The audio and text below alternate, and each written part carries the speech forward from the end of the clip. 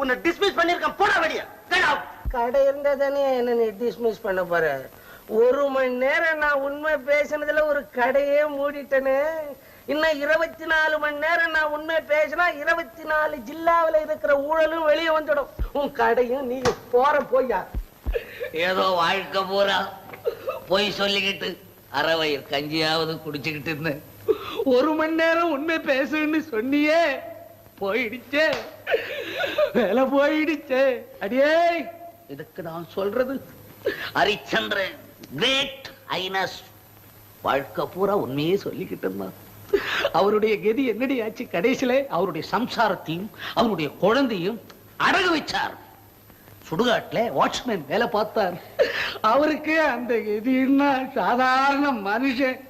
நான் போய் உண்மை பேசலாமா? இந்த பாருங்க, ஹரிச்சந்திரன் எவ்வளவுதான் கஷ்டப்பட்டாலும் கடைசியில நல்லா தாங்க இருந்தாரு. கதையில தாண்டி நல்லா இருந்தாரு. இன்னைக்கு வாழ்க்கையில பார்க்கும் பொழுது ஒவ்வொருத்தரும் போய் பேசுறவங்க தாண்டி நல்லா இருக்கிறாங்க.